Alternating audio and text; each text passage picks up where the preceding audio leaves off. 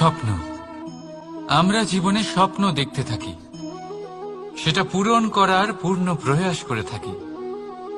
কিন্তু এই স্বপ্ন পূরণ না হওয়ার পরিস্থিতিতে আমরা ভেঙে পড়ি, ছিন্ন বিচ্ছিন্ন হই।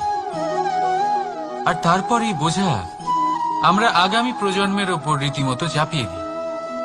আমরা এটাই মনে করি যে আমরা যেটা হতে পারিনি সেটা আমাদের সন্তান অবশ্যই হবে।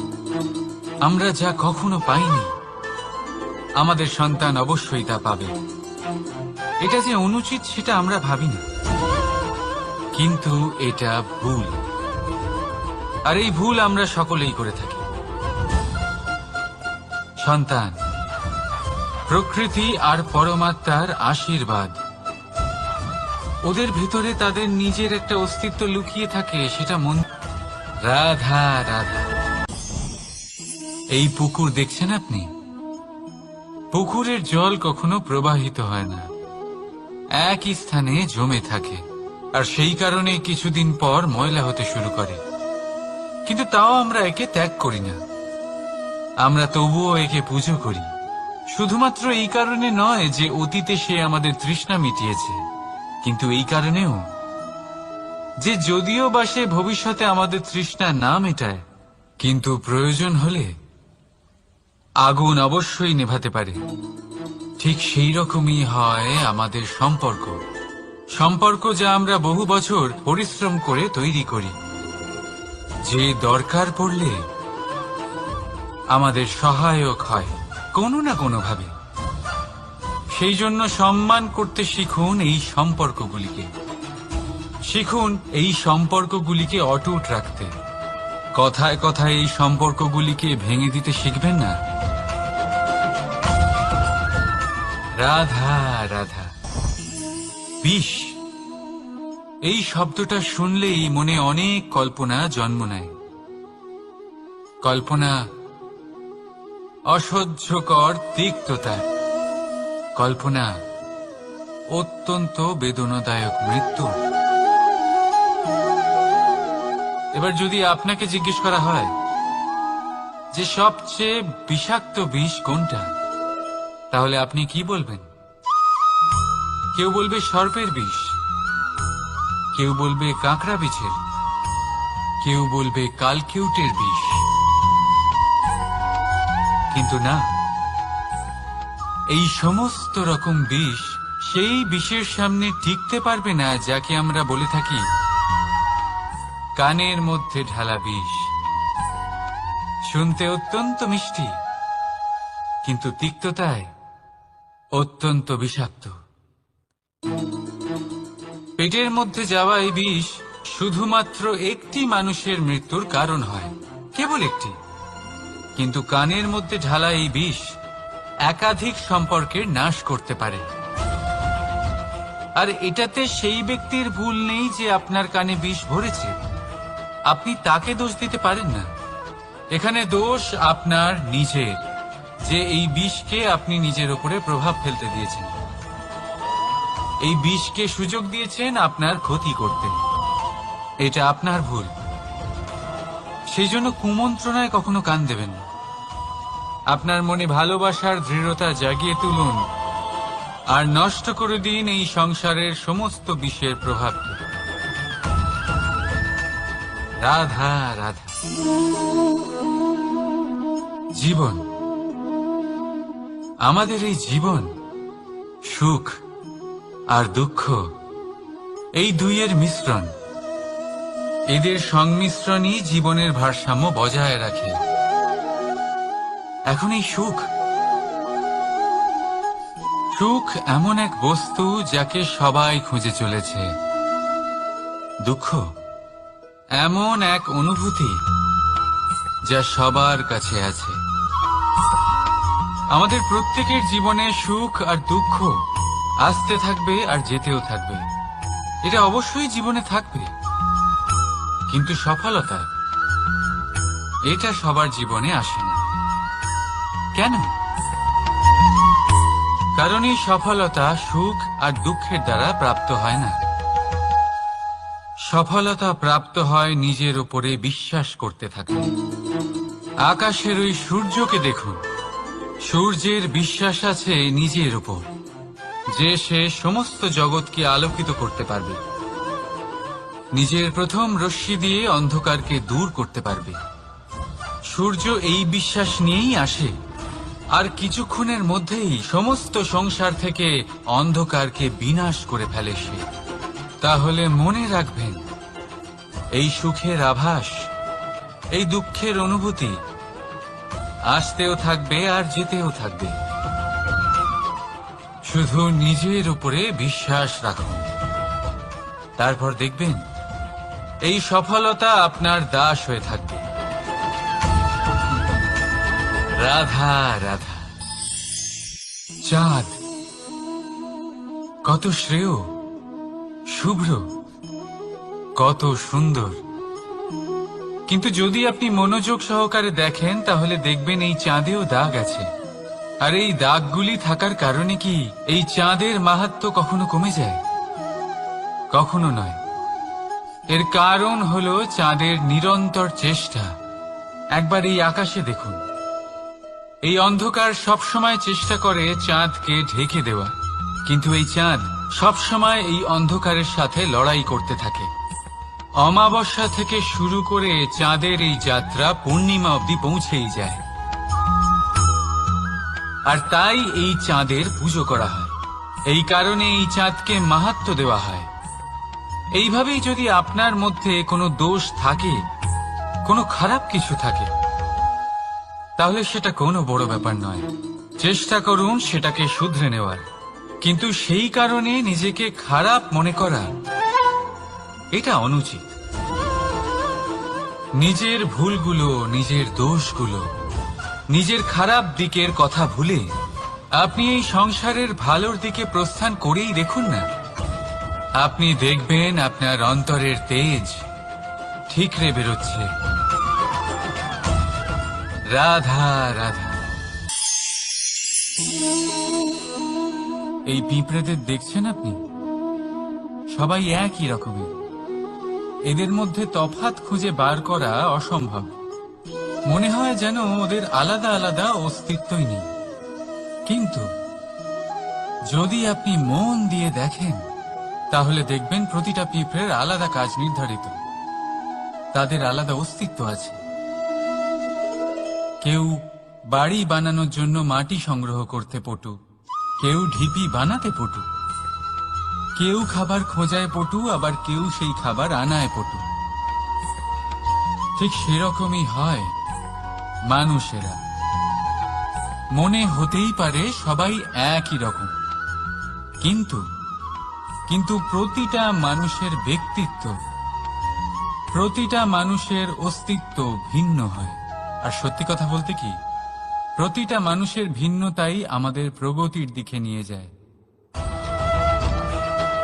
ভাবুন, যদি আপনাকে কারোর সাথে হাত মিলিয়ে চলতে হয়, তাহলে আপনাকে আপনার সোজা হাত তার উল্টো হাতে ধরে এগোতে হবে। এটাই সৃষ্টিকর্তার সৃষ্টির নিয়ম। ভিন্নতা, এই ভিন্নতাকে আশীর্বাদ ভেবে চলুন, এতে কোনো খারাপ নেই। রাধা রাধা। দাদা আমাকে বহুবার জিজ্ঞেস করেন যে কানাই, তুমি রাধার সাথে এই সংসারকে প্রেম শেখাতে এসেছো, তাহলে কেন তুমি রাধাকে এত বিরক্ত করো? কেন ও তোমাকে বিরক্ত করে? কেন এই ঝগড়াঝাটি হয়? কেন এই টানাপোড়েন চলে? এবার এটার উত্তর আমি কিছুটা এইভাবে দিতে চাই। পিঁপড়ে সেই বাড়িতেই প্রবেশ করে যেখানে মধু উপস্থিত আছে। যদি আপনার বাড়িতে মধু থাকে, কোনো মিষ্টি জিনিস থাকে, মিষ্টত্ব থাকে, তাহলে পিঁপড়ে সেখানে অবশ্যই প্রবেশ করবে। ঠিক এইরকমই হয় আমাদের সম্পর্ক। এর মধ্যে ছোটখাটো ঝগড়াঝাটি, টানাপোড়েন, রাগ করা, মন ভাঙানো, এই সব তো চলতেই থাকে, বিশেষ করে সেই সম্পর্কগুলিতে যেখানে মিষ্টত্ব আছে। মনে রাখবেন, যেই সম্পর্কে কোনো খুনসুটি নেই, রাগ করা, মান ভাঙানো নেই, কোনো ছোটখাটো ঝগড়াঝাটি নেই, সেই সম্পর্ক শুধুমাত্র মস্তিষ্ক দিয়ে পালন করা হচ্ছে। মন থেকে নয়। তাই মন থেকে ভালোবাসতে শিখুন। আর এই ছোটখাটো ঝগড়াঝাটির, এই অম্ল মধুর খুনসুটির আনন্দ উপভোগ করুন, কারণ এতেও ভালোবাসা আছে। রাধা রাধা। এই পুস্তক বড়ই কাজের জিনিস। কাহিনী হোক, কবিতা হোক, স্মৃতি হোক, এতে যাই লিখে দেবেন তা ভবিষ্যতের পুঁজি হয়ে যাবে। কিন্তু যদি কখনো এমন হয় যে এই পুস্তক ময়লা হয়ে যায়, বা যদি কোনো পাতায় আপনি ভুল করে কালি ফেলে দেন, বা কোনো বাক্য লিখতে গিয়ে আপনি ভুল করে ফেলেন, তাহলে আপনি কি করেন? সেই পুস্তক কি আপনি তুলে ফেলে দেন? না, তাই তো। শুধু একটা পাতা ছিঁড়ে ফেলেন, যাতে সেই পুস্তক সঠিক থাকে, সুন্দর হয়ে ওঠে। এই পুস্তকের মতোই হয় আমাদের সম্পর্ক। তার সেই এক পাতা, একটা ভুল। তাই যে কোনো সম্পর্কে যদি কারোর কোনো ভুল হয়ে গিয়ে থাকে, তাহলে সেই ভুলকে সম্পর্ক থেকে দূরে করা সঠিক হবে। সেই ভুলকে ভুলে যাওয়াই সঠিক হবে। সেই সম্পর্ক ভাঙা নয়, সেই সম্পর্ক সামলে রাখুন। কারণ ভুল তো সবার দ্বারা হয়। যদি এরকম করেন, তবেই জীবনরূপী পুস্তক আরো সুন্দর হয়ে উঠবে। একে অপরকে ক্ষমা করতে শিখুন। একে অপরের ভুলকে ভুলে যেতে শিখুন। তারপর দেখবেন এই জীবনে আরো আনন্দ আসবে, আর এই সম্পর্ক নিঃশ্বাস নিতে থাকবে। রাধা রাধা।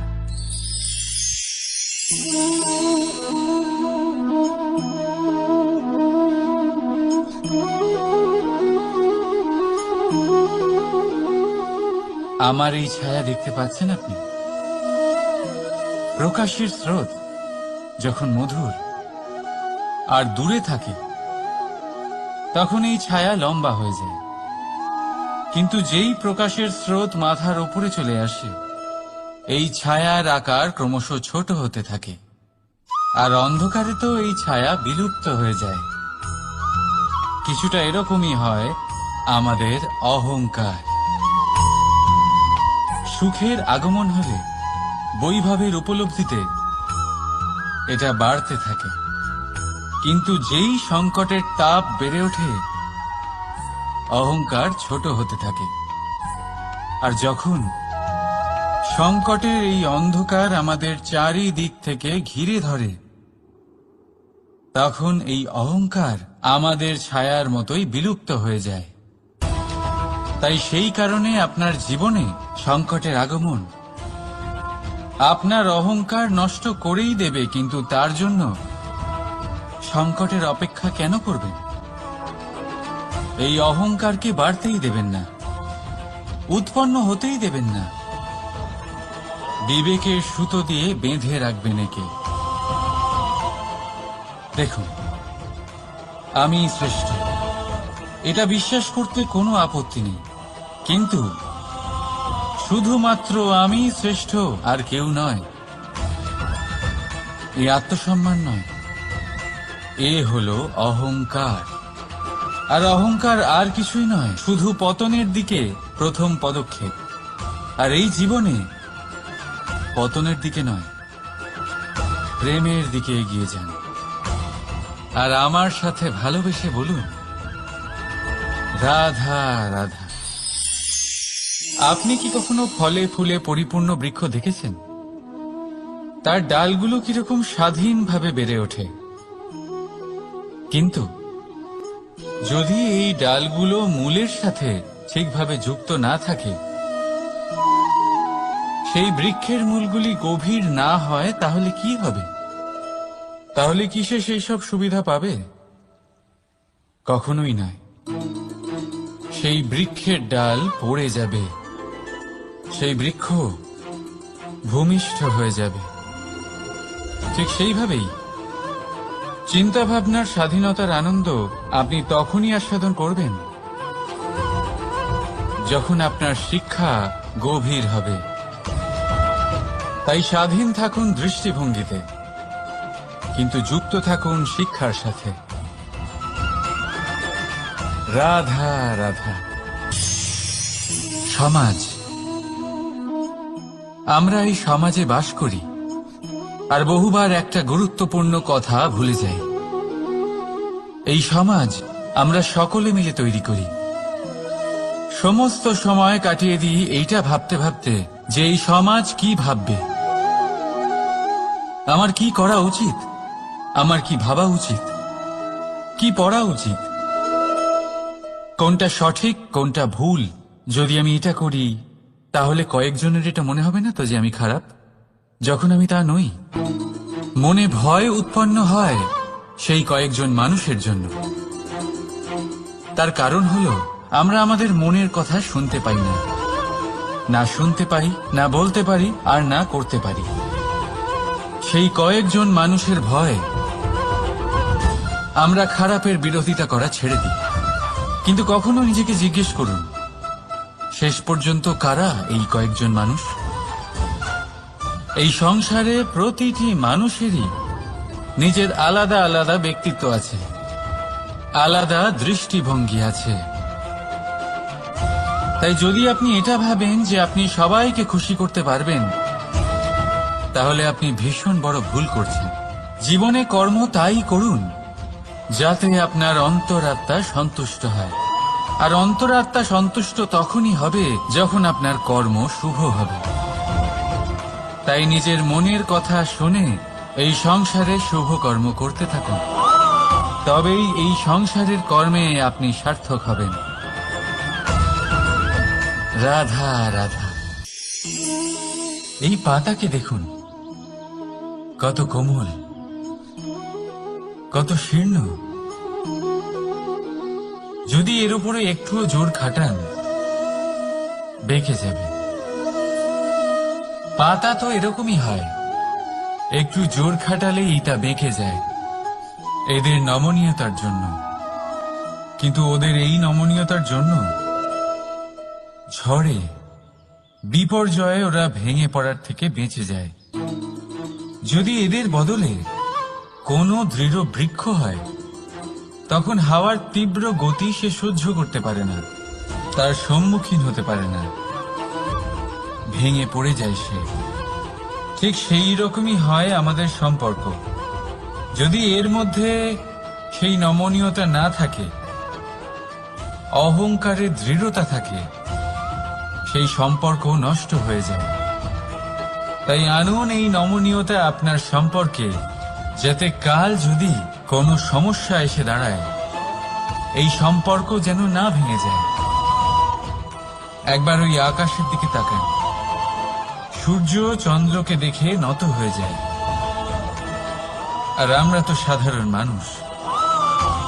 তাই সম্পর্ক নিচু করবেন না, সম্পর্কের সামনে নত হতে শিখুন।